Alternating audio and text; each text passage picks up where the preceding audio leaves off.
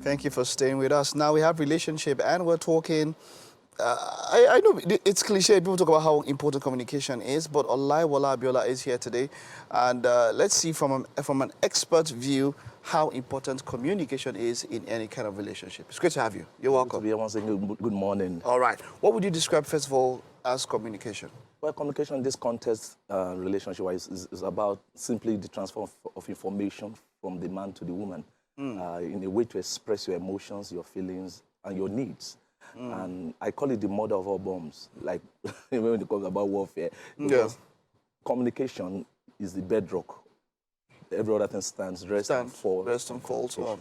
Wonderful, wonderful. Now, as much as people say it has really been quite a problem. It's not so easy to communicate. Maybe due to,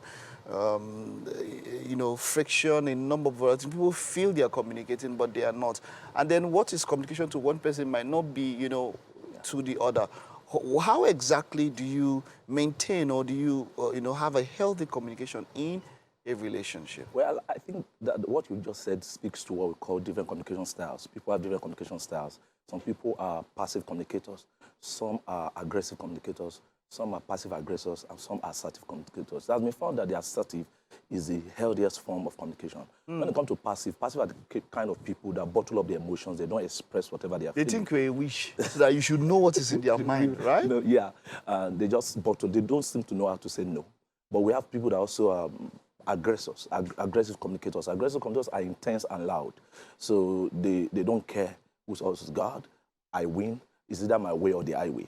And we also have people that are passive aggressors. These are quote-unquote manipulators because they seem to come across as somebody not necessarily looking for anything per se, but they find a way to control. They can use silence and cold treatment to get their own way. And the assertive ones are people that are in touch with their emotions. They are self-aware, they are self-conscious, and they express their needs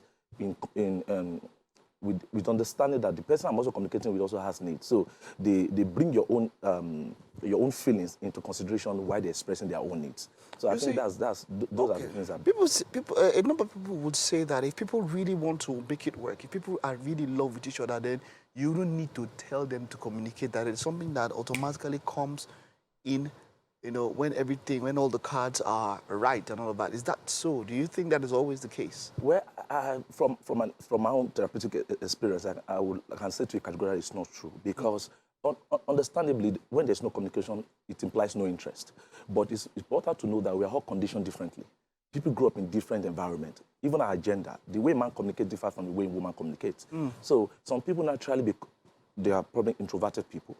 They love their space, they love quietness and things like that. But I tell people, if your relationship must work, it doesn't matter your temperament or personality, you must communicate enough to get your relationship going. Because without communication, there's no oxygen in the relationship as far as the relationship is concerned. So that means that, yes, exactly what you're saying invariably is that, look, it doesn't matter that you love each other or you decide to make it work. You have to make a very conscious effort to communicate. Deliberate and intentional effort to communicate. To communicate and all of that.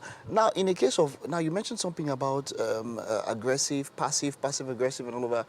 Based on this, is there any, in these different classes, is there any, how are the compatibility issues? Are there, people who say, okay, aggressive might be good, passive-aggressive and aggressive might not be. Is there any way that, or are there, in these groups, are there any ones that have better compatibility than others? Or is it something that, look, anybody can actually make it work, whichever? Aggressive, is it good having such... Well, what I'll say to this is this. See, one of the most important things we must note in relationships is that there's need to evolve. At different points in time, depending on the situation you're going through, people switch from one form of communication style to the other. For example, if you're an aggressive communicator, and your partner is letting all hell loose, the best thing to do at that point in time to be a passive communicator, to just maintain and not... Yes, so that's why... So emotional intelligence is very important in this particular scenario. Definitely. You cannot always want to insist that this is you and then it's going to cause quite a lot of fights and all that, with both of you and all that. Emotional intelligence, that's very important. And then when you communicate and all of that, wonderful, and all of this does, communication is not there, But would we say it's factual that communication solves everything? Does it? I tell people, lots of times talk about time. Time does not heal anything. It's what you do with time that heals things. Okay. So when you talk about communication gives the opportunity to express what actually is going on. But how are you communicating? Because there are non-verbal communication. There's what we also call physical heart, and there's verbal communication. So even if you are communicating, if you're not communicating rightly, you're still going to have issues. So the important thing is to understand, to be self-aware. What am I saying? How am I saying it? What gestures am I giving? What are the cues I'm giving? You may say, I love you, but your physical does not show, because action, they say, speak louder than voice.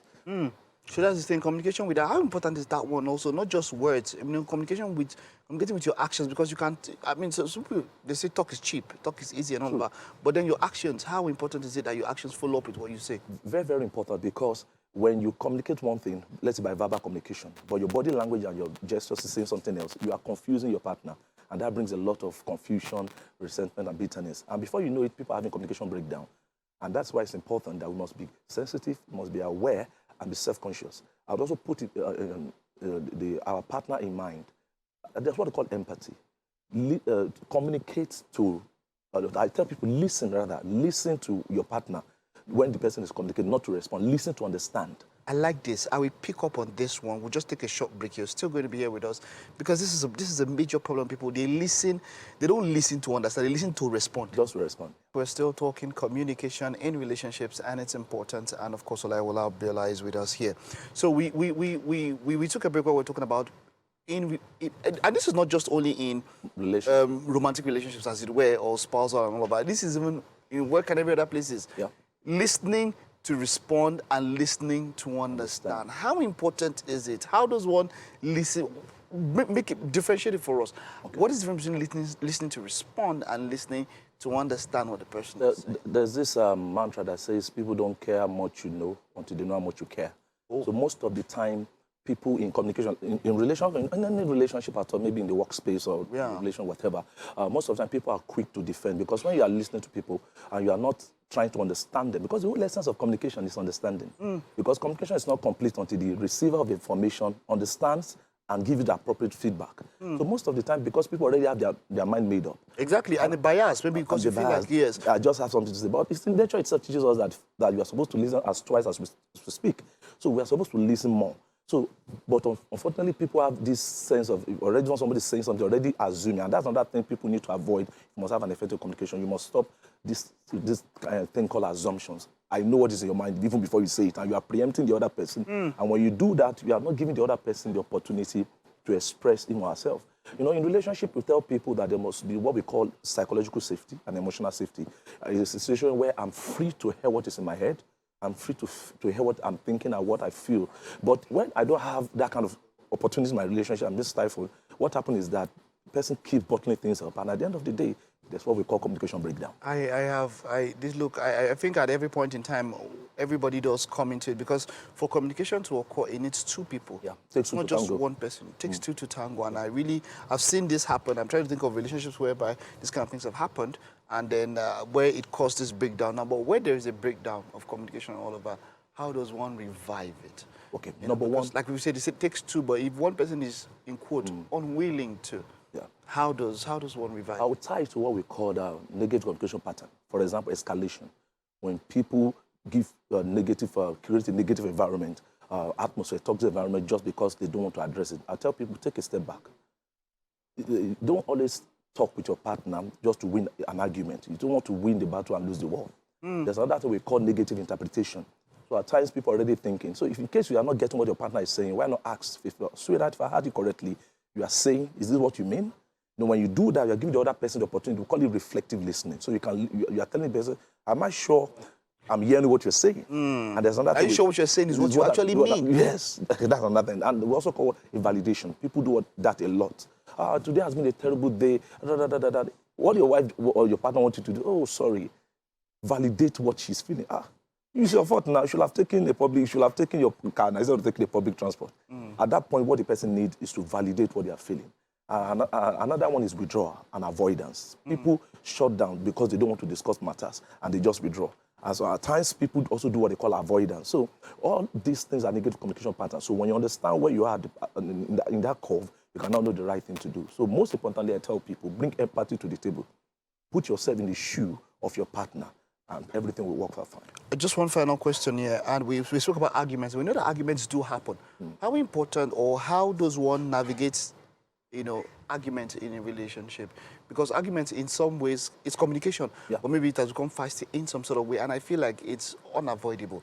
How does one navigate in such situations? It's true. Conflict or argument is inevitable in any relationship. So the most important thing to do is to understand that, why am I doing this? Am I doing this to harm or to hurt? So if it's all about passing my need and whatever thing I'm going through, the most important thing is to take a chill pill, listen, do more of listening.